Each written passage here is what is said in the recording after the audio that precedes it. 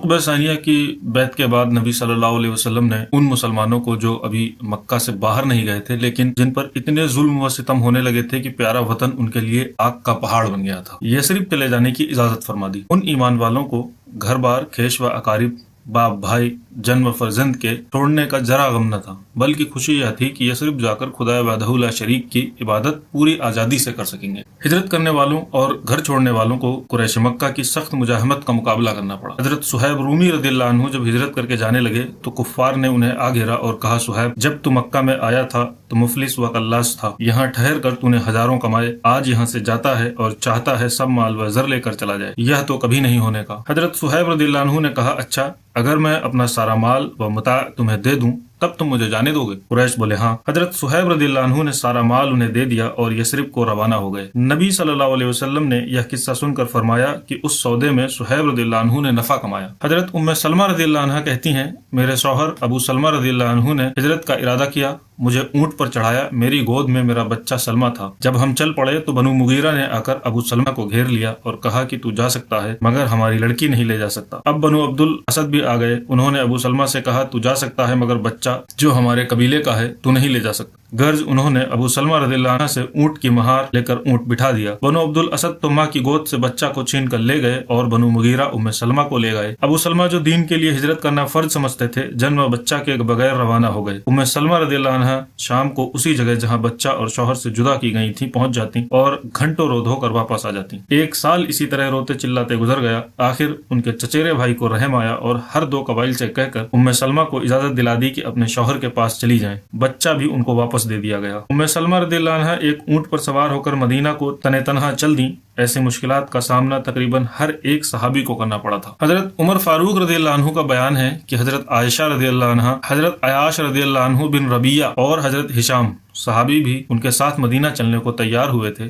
حضرت عیاش رضی اللہ عنہ تو روانگی کے وقت جائے مقررہ پر پہنچ گئے مگر ہشام رضی اللہ عنہ بن عاص کی بابت کفار کو خبر لگ گئی تو ان کو قریش نے قید کر لیا۔ حضرت عیاش رضی اللہ عنہ مدینہ جا پہنچے کہ ابو جہل ماں اپنے برادر حارث کے مدینہ پہنچا۔ عیاش رضی اللہ عنہ ان کے چچیرے بھائی تھے اور تینوں کی ماں ایک تھی۔ ابو جہل و حارث نے کہا کہ تمہارے بعد والدہ کی بری حالت ہو رہی ہے، اس نے قسم کھا لی ہے کہ عیاش رضی اللہ عنہ کا منہ دیکھنے تک نہ سر میں کنگھی کروں گی نہ سایہ میں بیٹھوں گی، اس لیے بھائی تم چلو اور ماں کو تسکین دے کر آ جانا۔ عمر فاروق رضی اللہ عنہ نے کہا، عیاش مجھے تو فریب معلوم ہوتا ہے، تمہاری ماں کے سر میں کوئی جوں گئی تو وہ خود ہی کنگھی کر لے گی اور مکہ کی دھوپ نے ذرا خبر لی تو وہ خود ہی سایہ میں جا بیٹھے گی، میری رائے تو یہ ہے کہ تم کو جانا نہیں چاہیے۔ عیاش رضی اللہ عنہ بولے، نہیں، میں والدہ کی قسم پوری کر کے واپس آ جاؤں گا۔ حضرت عمر فاروق رضی اللہ عنہ نے فرمایا، اچھا اگر یہی رائے ہے تو سواری کے لیے میرا ناکا لے جاؤ، یہ بہت تیز رفتار ہے، اگر راستہ میں ذرا بھی ان سے صبح گزرے تو تم اس ناکا پر بآسانی ان کی گرفت سے بچ کر آ سکو گے۔ حضرت عیاش رضی اللہ عنہ نے ناکا لے لیا، یہ تینوں چل پڑے۔ ایک روز راہ میں مکہ کے قریب ابو جہل نے کہا، بھائی ہمارا اونٹ تو ناکا کے ساتھ چلتا چلتا رہ گیا، بہتر ہے کہ تم مجھے اپنے ساتھ سوار کر لو۔ عیاش رضی اللہ عنہ بولے، بہتر ہے۔ جب عیاش رضی اللہ عنہ نے ناکا بٹھایا تو دونوں نے انہیں پکڑ لیا،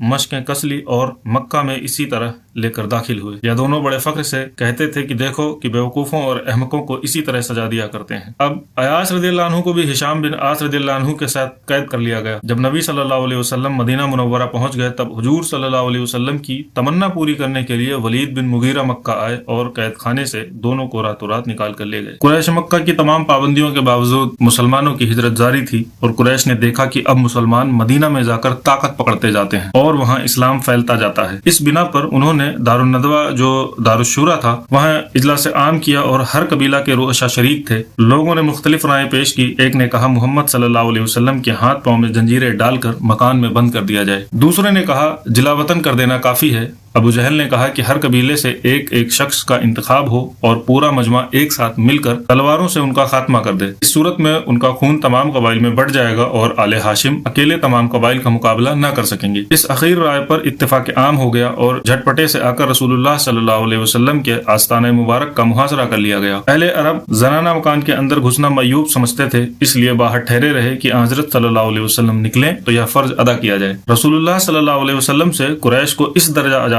تھی، تاہم آپ صلی اللہ علیہ وسلم کی دیانت پر یہ اعتماد تھا کہ جس شخص کو کچھ مال یا اسباب امانت رکھنا ہوتا تو آپ صلی اللہ علیہ وسلم ہی کے پاس لا کر رکھتا تھا۔ اس وقت بھی بہت سی امانتیں جمع تھیں، आप सल्लल्लाहु अलैहि वसल्लम को कुरैश के इरादे की पहले से ही खबर हो चुकी थी। इस बिना पर हजरत अली रदियल्लाहु अन्हु को बुलाकर फरमाया कि मुझको हिजरत का हुक्म हो चुका है, मैं आज मदीना रवाना हो जाऊंगा। तुम मेरे पलंग पर मेरी चादर ओढ़कर सो रहो, सुबह सुबह की अमानतें वापस कर देना। हजरत अली रदियल्लाहु अन्हु तो उन तलवारों के साये में निहायत बेफिक्री से मजे की नींद सो रहे और खुदा का रसूल सल्लल्लाहु अलैहि वसल्लम खुदा की हिफाजत में बाहर निकला और उन दिल के अंधों की आंखों में खाक डालता हुआ सूरह यासीन पढ़ता हुआ साफ निकल गया। किसी ने नबी सल्लल्लाहु अलैहि वसल्लम को जाते न देखा। यह वाकया 27 सफर 13 हिजरी नबूवत सल्लल्लाहु अलैहि वसल्लम रोज पंचशंबर 12 सितंबर 621 ईस्वी का है। हिजरत से 2-3 दिन पहले रसूलुल्लाह सल्लल्लाहु अलैहि वसल्लम दोपहर के वक्त हजरत अबू बकर सिद्दीक रदियल्लाहु अन्हु के घर पर गए। दस्तूर के मुताबिक दरवाजा पर दस्तक दी। इजाजत के बाद घर में तशरीफ ले गए। हजरत अबू बकर सिद्दीक रदियल्लाहु अन्हु ने फरमाया कि कुछ मशवरा करना है, सबको हटा दो। बोले कि यहाँ आपकी हरम के सिवा कोई और नहीं। उस वक्त हजरत आयशा रदियल्लाहु अन्हा से शादी हो चुकी थी। आप सल्लल्लाहु अलैहि वसल्लम ने फरमाया मुझको हिजरत की इजाजत हो गई है। हजरत अबू बकर रदियल्लाहु अन्हु ने निहायत बेताबी से कहा, मेरा बाप आप पर फिदा हो, क्या मुझको भी हमराही का शर्फ होगा? इरशाद हुआ, हाँ। हजरत अबू बकर सिद्दीक रदियल्लाहु अन्हु ने हिजरत के लिए 4 महीने से 2 ऊँटनियां बबूल की पत्तियां खिलाकर तैयार की थी। अर्ज की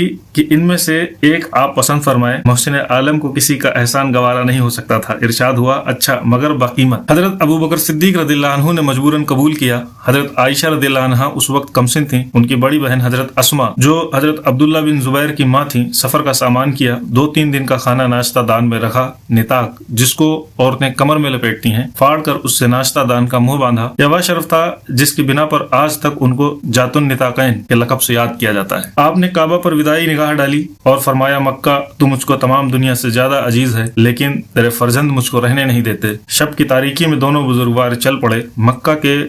मक्का से 4-5 मील के फासिले पर कोहे सौर है। उसकी चढ़ाई सरतोड़ है। रास्ता संगलाख था। नुकीले पत्थर नबी सल्लल्लाहु अलैहि वसल्लम के पाए नाजुक को जख्मी कर रहे थे और ठोकर लगने से भी तकलीफ होती थी। अबू बकर रदियल्लाहु अन्हु ने नबी सल्लल्लाहु अलैहि वसल्लम को अपने कंधे पर उठा लिया। आखिर एक गार तक पहुंचे। अबू बकर रदियल्लाहु अन्हु ने नबी सल्लल्लाहु अलैहि वसल्लम को बाहर ठहराया, खुद अंदर जाकर गार को साफ किया, तन के कपड़े फाड़कर गार के रोजन बंद किए और फिर अर्ज किया कि हुजूर सल्लल्लाहु अलैहि वसल्लम भी तशरीफ ले आए। सुबह हुई। हजरत अली रदियल्लाहु अन्हु हस्ब मामूल ख्वाब से बेदार हुए। कुरैश ने करीब जाकर उन्हें पहचाना। पूछा, मोहम्मद सल्लल्लाहु अलैहि वसल्लम कहाँ हैं? हजरत अली रदियल्लाहु अन्हु फरमाते हैं कि उन्होंने जवाब दिया, मुझे क्या खबर, क्या मेरा पहरा था? तुम लोगों ने उन्हें निकल जाने दिया और वह निकल गए। कुरैश गुस्सा और नदामत से अली रदियल्लाहु अन्हु पर चढ़ पड़े, उनको मारा और खाना काबा तक पकड़ लाए और थोड़ी देर में हब्श में रखा, आखिरकार छोड़ दिया। अस्मा बिनते अबू बकर सिद्दीक रदियल्लाहु अन्हा कहती हैं कि मेरे वालिद जाते हुए घर से नकद रुपया सब उठा ले गए। यह 5-6 हजार रुपए थे तकरीबन। वालिद के चले जाने के बाद मेरे दादा अबू कुहाफा ने कहा कि बेटी मैं समझता हूँ कि अबू बकर रदियल्लाहु अन्हु ने तुमको दोहरी तकलीफ में डाल दिया। वह खुद भी चले गए और नकद व माल भी साथ ले गए। हजरत अस्मा रदियल्लाहु अन्हा बोली, दादा जान वह हमारे लिए काफी रुपया छोड़ गए। अस्मा रदियल्लाहु अन्हा ने एक पत्थर लिया और उस पर एक कपड़ा लपेटा और जिस घड़े में रुपया हुआ करता था वहाँ रख दिया और फिर दादा का हाथ पकड़ कर ले गयी। अबू कुहाफा की आंखें जाती रही थीं। कहा, दादा जान हाथ लगाकर देखो कि माल मौजूद है। बूढ़े ने उसे टटोला और फिर कहा, खैर जब तुम्हारे पास सरमाया काफी है तो अबू बकर रदियल्लाहु अन्हु के जाने का चंदा गम नहीं। यह अबू बकर रदियल्लाहु अन्हु ने अच्छा किया और मैं समझता हूँ कि तुम्हारे लिए काफी इंतजाम कर गए हैं। हजरत अस्मा रदियल्लाहु अन्हा कहती हैं कि यह तदबीर मैंने बूढ़े दादा साहब के इत्मीनान कल्ब के लिए की थी, वरना वालिद बुजुर्गवार तो सब कुछ नबी सल्लल्लाहु अलैहि वसल्लम की खिदमत के लिए साथ ले गए। यह चांद और सूरज दोनों 3 रोज तक उसी गार में रहे। हजरत अबू बकर रदियल्लाहु अन्हु के बेटे अब्दुल्ला रदियल्लाहु अन्हु नौखेज जवान थे। शब को गार में साथ सोते, सुबह मुंह अंधेरे शहर चले आते और पता लगाते कि कुरैश क्या मशवरे कर रहे हैं। जो कुछ खबर मिलती शाम को आकर हुजूर सल्लल्लाहु अलैहि वसल्लम से अर्ज करते। हजरत अबू बकर रदियल्लाहु अन्हु का गुलाम कुछ रात गए बकरियां चरा कर लाता। आप सल्लल्लाहु अलैहि वसल्लम और हजरत अबू बकर रदियल्लाहु अन्हु उनका दूध पी लेते। 3 दिन तक सिर्फ यही गिज़ा थी। कुरैश हुजूर सल्लल्लाहु अलैहि वसल्लम की तलाश में निकले। ढूंढते ढूंढते गार के दहाना तक आ गए। आहट पाकर हजरत अबू बकर रदियल्लाहु अन्हु गमज़दा हुए और हुजूर सल्लल्लाहु अलैहि वसल्लम से अर्ज किया कि अब दुश्मन इस कदर करीब आ गए कि अगर अपने कदम पर उनकी नजर पड़ जाए तो हमको देख लेंगे। आप सल्लल्लाहु अलैहि वसल्लम ने फरमाया, ला तहज़न इन्नल्लाह मअना, घबराओ नहीं, खुदा हमारे साथ है। चौथे दिन आप गार से निकले। अब्दुल्ला बिन उरैकित एक काफिर जिस पर एतबार था रहनुमाई के लिए उजरत पर मुकर्रर कर लिया गया। वह आगे आगे रास्ता बताता जाता था। एक रात दिन बराबर चलते गए। दूसरे दिन दोपहर के वक्त धूप सख्त हो गई तो हजरत अबू बकर रदियल्लाहु अन्हु ने चाहा कि रसूलुल्लाह सल्लल्लाहु अलैहि वसल्लम साया में आराम फरमा लें। चारों तरफ नजर डाली। एक चट्टान के नीचे साया नजर आया। सवारी से उतर कर जमीन झाड़ी, फिर अपनी चादर बिछा दी। हजरत सल्लल्लाहु अलैहि वसल्लम ने आराम फरमाया तो तलाश में निकले कि कहीं खाने को कुछ मिल जाए तो लाएं। पास ही एक चरवाहा बकरियां चरा रहा था। उससे कहा कि एक बकरी का थन गर्द व गुबार से साफ कर दे। फिर उसके हाथ साफ कराए और दूध दुहाया। बर्तन के मुंह पर कपड़ा लपेट दिया कि गर्द ना पड़ने पाए। दूध लेकर हजरत सल्लल्लाहु अलैहि वसल्लम के पास आए और थोड़ा सा पानी मिलाकर पेश किया। आप सल्लल्लाहु अलैहि वसल्लम ने पीकर फरमाया कि क्या चलने का वक्त नहीं आया? आफताब ढल चुका था, इसलिए आप वहाँ से रवाना हुए। रसूलुल्लाह सल्लल्लाहु अलैहि वसल्लम की हजरत अबू बकर सिद्दीक रदियल्लाहु अन्हु के साथ हिजरत के सफर शुरू करने के बाद कुरैश की तमाम कोशिशों के बाद जब वो उन्हें न पकड़ सके और न ढूंढ सके तो कुरैश ने इश्तिहार दे दिया था कि जो शख्स मोहम्मद सल्लल्लाहु अलैहि वसल्लम या अबू बकर को गिरफ्तार करके लाएगा उसको एक खून बहा के बराबर यानी 100 ऊंट इनाम दिया जाएगा। सुराका ने सुना तो इनाम की उम्मीद में निकला, एन उस हालत में कि आप सल्लल्लाहु अलैहि वसल्लम रवाना हो रहे थे। उसने आपको देख लिया और घोड़ा दौड़ा कर करीब आ गया, लेकिन घोड़े ने ठोकर खाई और वह गिर पड़ा। तरकश से फाल के तीर निकाले कि हमला करना चाहिए या नहीं, जवाब में नहीं निकला, लेकिन 100 ऊंटों का गिरा बहा मुआवजा ऐसा न था कि तीर की बात मान ली जाती। दोबारा घोड़े पर सवार हुआ और आगे बढ़ा। नबी सल्लल्लाहु अलैहि वसल्लम कुरान मजीद की तिलावत करते हुए मालिक से लौ लगाए हुए बढ़े चले जाते थे। अब की घोड़े के पांव घुटनों तक जमीन में धंस गए। घोड़े से उतर पड़ा और फिर फाल देखी। अब भी वही जवाब था, लेकिन मुकर्रर तजर्बा ने उसकी हिम्मत पस्त कर दी और यकीन हो गया कि यह कुछ और आसार है। हजरत सल्लल्लाहु अलैहि वसल्लम के पास आकर कुरैश के इश्तिहार का वाकया सुनाया और अपना सामान आप सल्लल्लाहु अलैहि वसल्लम की खिदमत में पेश किया। यह कबूल हो। आप सल्लल्लाहु अलैहि वसल्लम ने माजरत की और सिर्फ यह ख्वाहिश जाहिर की कि आप सल्लल्लाहु अलैहि वसल्लम का पता निशान छिपाया जाए।